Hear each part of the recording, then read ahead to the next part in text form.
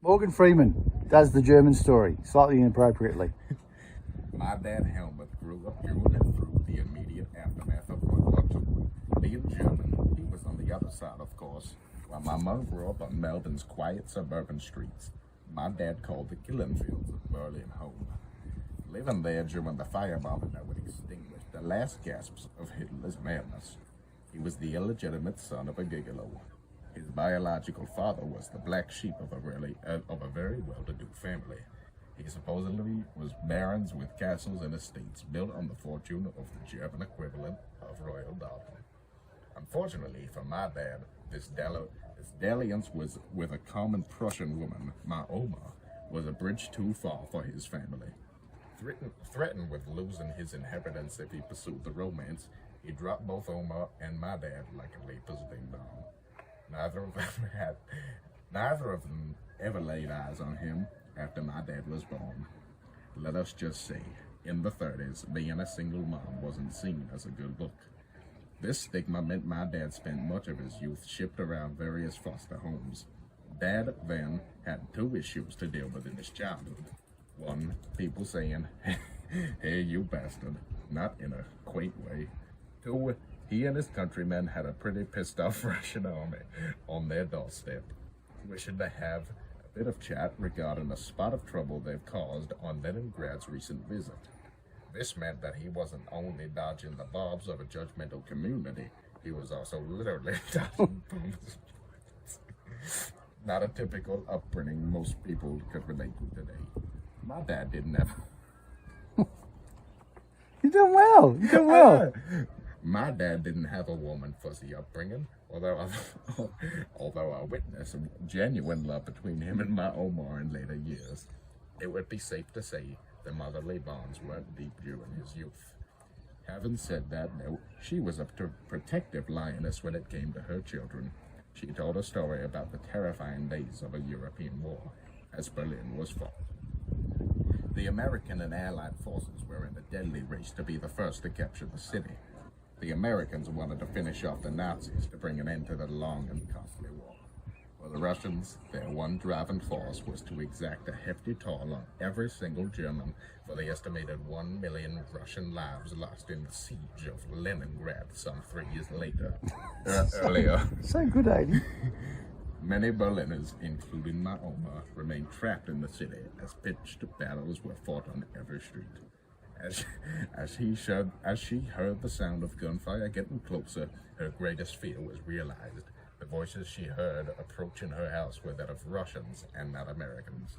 She also knew the voices were likely belonged to the feared Cossacks. They weren't regular army, but were a ruthless fighting force nevertheless.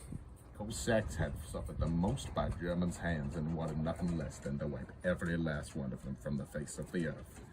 Omar and her two youngest children lived with her in a desperate attempt to save their lives.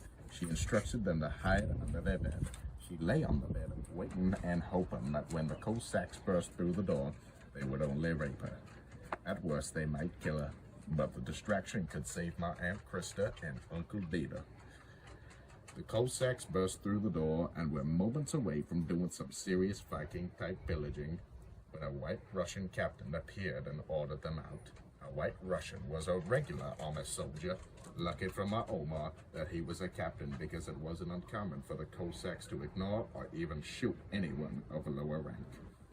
Other stories of my dad's experiences as a child in a war zone were just as amazing. The reason he wasn't with my Omar and his siblings at that critical time was that he had become an unwilling part of the Nazis' last line of defense. Yes, the Great Third Reich, that was to rule for 1,000 years, was on its last legs after less than a 10-year reign of terror. When I say last legs, I mean reluctant conscripts, such as my 15-year-old dad would defend it. And he, along with every other child, elderly, and infirm person who could stand and hold a rifle, You laugh at the most inappropriate moments, but anyway, carry on. Had been drafted at gunpoint into the Third Reich's last stand. As Hitler and Eva Braun played truth or dare with cyanide pills and Luger pistols, safely tucked away in their bunker. Tens of thousands of Germans were hearing the four horsemen of the apocalypse galloping ever closer.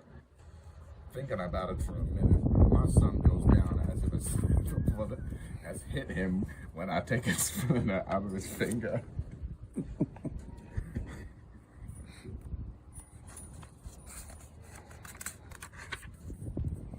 He puts on such a performance, screaming, "Medic, medic, I'm down."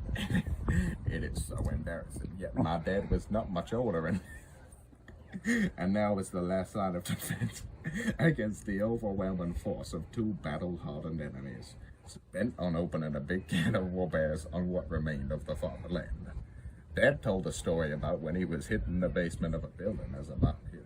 The top 4 stories just disappeared. And at that point, he literally shit himself. It was good fortune, apart from surviving. He had been wearing all of his clothes to keep out the cold and fill out his oversized uniform.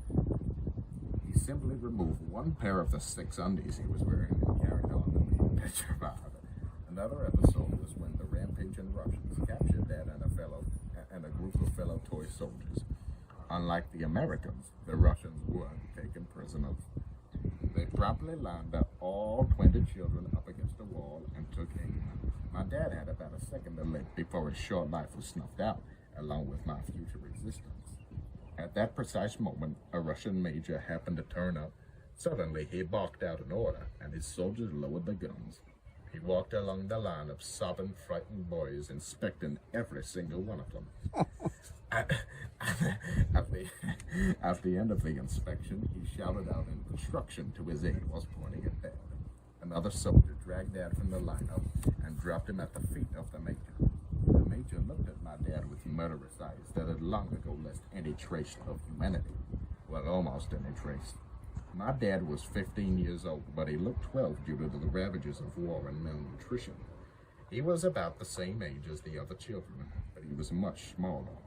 A spark of humanity must have ignited within the major. Momentarily, he had drawn a line in the sand, killing this boy that day. Dad was yanked to his feet by his collar. The major shouted in Russian inches from his face, turned him on his heels, and kicked him in the iris, away from the seat. How much am I reading, man? Keep going. It's so good. Just keep going. Dad didn't understand Russian, but he understood enough to know he'd been given his life back. He ran as fast as his skinny little legs could carry him, not daring to look back. 10 seconds later, a volley of gunshots rang out, which stopped him in his tracks. The remaining 19 boys were mowed down, thus removing any trace of their future children from the pages of history. My dad made the decision there and then to abandon his short-lived career in the Hitler Youth. He kept on running, and in a war zone there's no place that happened. Battles were being fought street by street. The Allied noose kept getting tighter and around the remaining German troops, so inevitably the Russians captured Dad one more time 5 days later. Again, with other poor wretches, he found himself against a wall staring down the barrel of a gun. And in some cosmic twist of fate, Spielberg himself couldn't have directed. The same major approached and pulled my dad from the line once more. Then he scribbled a note on the back of a cigarette packet that said this boy, Dad, was under the major's protection. This seemingly innocuous cigarette packet was the most valuable get-out-of-jail-free card ever issued. The major once again kicked my dad in the arse and sent him on his way. However, before Dad left, the major told him in broken German that he would shoot him personally if he caught my dad again. Dad took off, clutching the cigarette packet tightly to his chest, when the familiar echoes of shots rang out as another group of children paid the ultimate price on behalf of a bunch of madmen. My dad somehow made it through the war. He survived the siege of Berlin. A short time after the war ended, Helmut made his way to Australia, like thousands of other immigrants looking to make a fresh start. Unlike the 10-pound palms, my dad had to sign indenture papers to gain passage to Australia. This meant he came from a European winter to an Australian summer and was sent straight to the Simpson Desert to work on the railway. On his first day, laying sleepers in 50-degree heat, he suffered from heat stroke that nearly killed him. From there, he worked as a rigger on the Snowy Mountain scheme, having survived a mine shaft explosion whereby a man standing next to him was decapitated by a flying rock. He broke a leg of jumping 100 meters from a concrete tower to avoid certain death from a 10-ton beam dropping on him. Dad survived the entire war without as much as a scratch and spent the next 5 years in the lucky country, apparently dodging death at every turn. Safe to say my dad had more to worry about surviving the war than my mom did. Having to cut pumpkins. Consequently, it's also safe to say my dad didn't have the same tales as my dad. My mom didn't have the same tales as my dad. There were no near-death experiences in Balaclava. I think she secretly felt a little put out by this. We had many German friends who would swap hair-raising stories growing up similar to my dad's.